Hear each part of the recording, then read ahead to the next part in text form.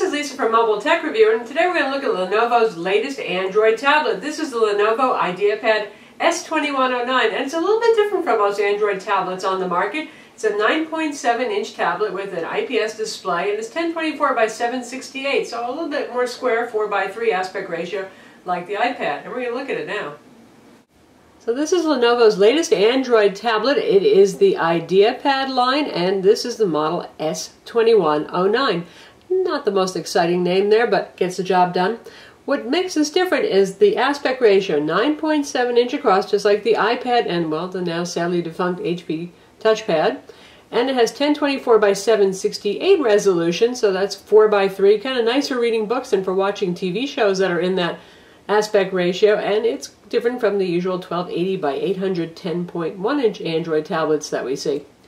Lenovo does target this for kind of home consumer multimedia use. It has 4 speakers on the back with SRS sound, an IPS display with 420 nits of brightness, good high contrast, and it's a really nice looking display. It is great for watching movies, and it's also nice and sharp and clear for reading ebooks. You get the usual glossy glare thing going on, but that's what it is with tablets. They're always going to be glossy. The 16 gig version of the IdeaPad lists for, I should say, $449, but you know Lenovo, on their website they're always having sales, and right now it's actually $349. For $349, that's a great price. For $449, you're looking at the same price you're going to pay for some quad-core Tegra tablets, and I know that a lot of you are very specs conscious, and it's kind of hard to pass up more cores, isn't it? But you do get the really excellent IPS display on here, which is really the big selling point of this tablet. There is also an 8 gig model, and that one lists for $399. Right now it's $389 on Lenovo's website. Not as much of a discount there. They really want to see you get that 16 gig. This does have a micro SD card slot to expand storage, so you don't have to get a whole lot of internal storage, but keep in mind that Android OS 4.0 Ice Cream Sandwich, which this is running, latest greatest version of the operating system, that is until Jelly Bean starts spreading to other devices, only supports installing applications on built-in storage. But still, that 8 gigs even is a whole lot, even if you saw a bunch of big, fat, juicy games. So let's take a look around.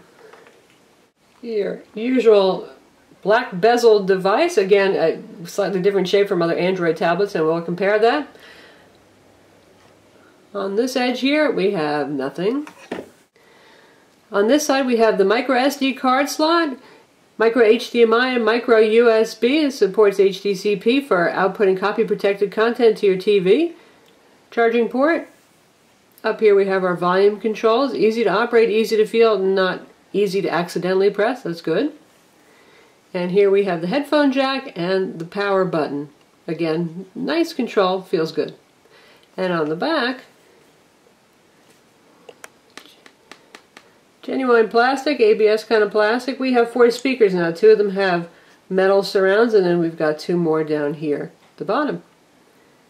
And we got the SRS logo on that speaker grill surround right there. It's quite thin. It's also very light. It's only 1.3 pounds, so you don't get any lighter than that in a 10-inch tablet right now. And now we're comparing it to the new iPad here. Again, about the same size, same aspect ratio. Same footprint. And on the side, you can see they're about the same thickness. And now we have it next to the Toshiba Excite 10 here. This is a quad-core Android tablet with the usual 10.1-inch 1280 by 800 display. So you can see the obvious difference. This is longer going this way. And the Excite also is quite light. It's about 1.3 pounds and also thin. Toshiba has a metal back, which is nice, but it doesn't have the IPS display. It has a nice display, but not IPS. The Lenovo has a dual-core 1 GHz Ti OMAP CPU with PowerVR graphics, so you're looking at the same CPU that we saw last fall in most tablets, and again, compared to quad cores, you're not going to see the same level of performance, but it's perfectly adequate for playing 1080p video, and it handles games just fine. The only caveat there is some games don't support the 1024 by 768 aspect ratio. It has a gig of RAM, and again, it's available with either 8 or 16 gigs of internal storage. It has a front 1.3 megapixel camera. It can shoot 720p video. Mostly, you're going to be using that for video chat, Skype, Google Talk, that kind of thing, and no rear camera. It does have built-in microphones for video chat, like most tablets. Usual accelerometer, ambient light sensor, GPS, Bluetooth 3.0, and Wi-Fi 802.11 BGN single band, and it has an FM radio tuner, which is something we don't often see in tablets. Most of we see that in phones. It has a 3-cell battery inside that Lenovo claims is good for up to 10 hours or so on a charge. And so far in our tests, we're seeing, well, about 7.5 to 8.25 hours. So it's doing actually pretty well. And that's with the display brightness set at about 60%. Really nice display. I don't feel the urge to crank it up, but I'd say 50–60% is pretty nice for everyday use, unless you're reading books, and then you probably want to drop the brightness down. So let's take a look at the software. Here we have your basic standard Android installation. User interface not customized, they just leave it alone, which is a fine thing to do. You've got your usual controls down here, you've got your app launcher up here, and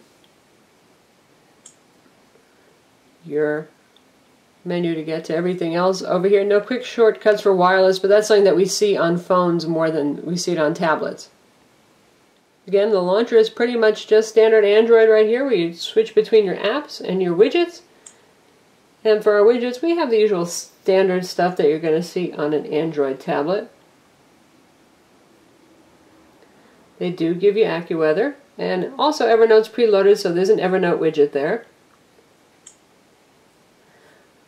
Other preloaded stuff includes Uvu Chat, you've got Skype on here, the FM radio application. We've got documents to go on here, and that's the full version that can view, edit, and create MS Office documents, Word, Excel, and PowerPoint.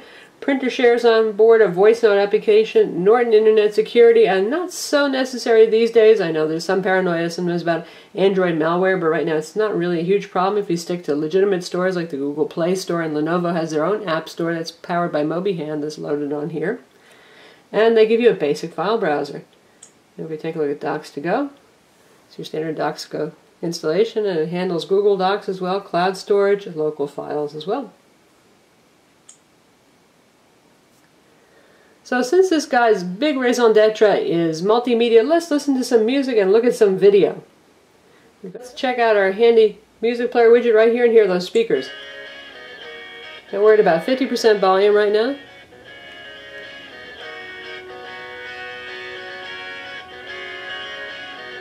Sounds pretty good, but not as stunning as I thought it might with 4 speakers. But certainly better than the average 7-inch tablet, and competes okay with 10-inch tablets. Now we're in the standard Google Gallery application. We'll check out 1080p video playback with our usual high-profile MPEG-4 locally stored trailer.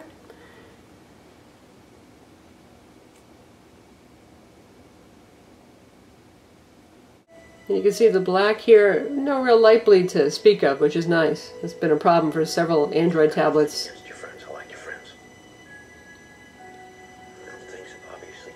And it's playing great, looking great. Now the bad thing about this aspect ratio is obviously if you're watching a movie made for widescreen, you've got these huge black bars here. So this is really better for watching TV style 4:3 aspect ratio content. Lenovo includes their own custom keyboard with this, the Go keyboard. And you can see it right here. Now I don't find this the easiest to type on. It doesn't make a huge good use of the screen real estate, but one of the neat things about it is it supports a couple of different languages. You can see we have English, a couple of variations on French, probably Swiss French and Canadian French, symbols, digits, Spanish. That part's pretty neat. Also has a standard Android keyboard, and you can load whatever keyboard you like if you prefer swipe or whatever it is. In terms of synthetic benchmarks, this scores 2000 on Quadrant, which is about what we would expect from a TI dual-core OMAP CPU, and it scores 30 FIPS on the GL Benchmark 2.1 Egypt off-screen test. The fastest tablets score in the upper 50s, but still the 30s are good enough for a good gaming experience. We're going to check out a game now and see how it does. And then we're going to test out Frontline Commando, third-person shooting game.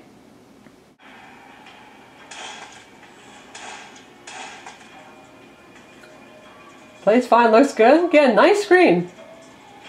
Pretty glossy, but other than that, yeah, it's looking good. And given the aspect ratio being kind of comfortable for reading books, we'll check out Google Play Books. You can put Kindle on here, Barnes & Noble Nook, whatever you want for ebook reading, but this is convenient, so we'll take a look at it. And it's downloading it from the cloud right now.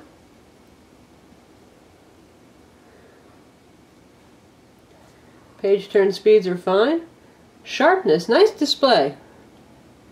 Really good contrast. And contrast makes for good reading. And you can put this in portrait mode for more natural single page at a time reading.